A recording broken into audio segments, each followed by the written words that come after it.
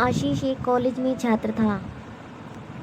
उसने एक डीलर के शोरूम में एक सुंदर स्पोर्ट्स कार देखी थी और वो लंबे समय से अपने लिए एक ऐसी ही कार चाहता था। आशीष जानता था कि उसके माता पिता इसे खरीदने के लिए सक्षम हैं, इसीलिए उसने उन्हें बताया कि उसे यह कार उसे ग्रेजुएट कंप्लीट होने पर गिफ्ट के रूप में देंगे।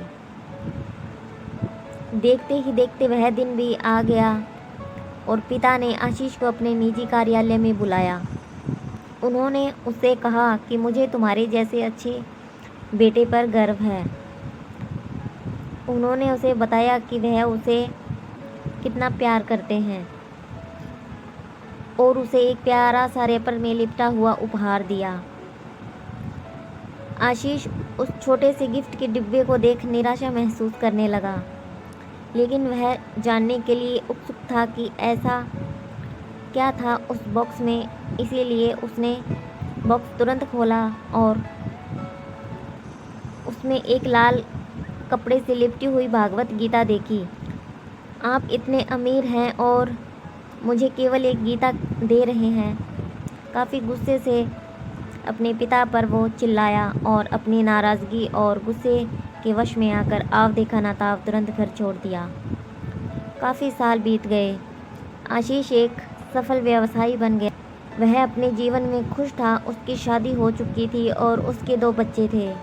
उनका परिवार एक सुंदर घर में रहता था, लेकिन उसके पिता के साथ टूटे रिश्ते के कारण उसकी आत्मा अभी तक आहत थी। आशीष अपने पिता का घर छोड़ने के बाद कभी उनसे नहीं मिला था। आशीष को उस दिन के बाद अपने पिता को ना मिलने का पछतावा हमेशा रहने वाला था, क्योंकि एक दिन उसे एक पत्र मिला जिसमें उनके पिता के निधन की खबर थी और साथ ही यह बताया गया कि उन्होंने अपने जीवन भर की पूंजी वसीयतनामा के अनुसार अब आशीष के नाम कर गए हैं। अपने पिता की सारी संपत्ति विरासत में मिली। तब आशीष अपने पिता के घर पहुंचा और कुछ महत्वपूर्ण कागज़ की तलाश करने लगा और गलती से उसे वहीं भागवत गीता का लिपटा हुआ उपहार मिला, जिसे देख फिर उसे इसी का एहसास हुआ। उस गीता को उसने अच्छे से देखा तो उस पर अपने पिता की हैंडराइटिंग में कुछ लिखा हुआ पाया। उस पर लिखा था, मैं खुद को बेचकर भी हर सपना पूरा करूँगा तेरा, बस तू सपने ज़रा बड़े देखना। यह बोल रहा बाप नहीं, ज़िंदगी का सबसे पहला दोस्त है तेरा। यह कविता पढ़ी थी कि अचानक उस किताब में से एक चाबी गिरी, जिसके ऊपर लगे टैग पर उसके पिता उसके ग्रेजुएट होने की तारीख के साथ कॉन्ग्रेचुलेशन और आई लव यू लिखा हुआ था।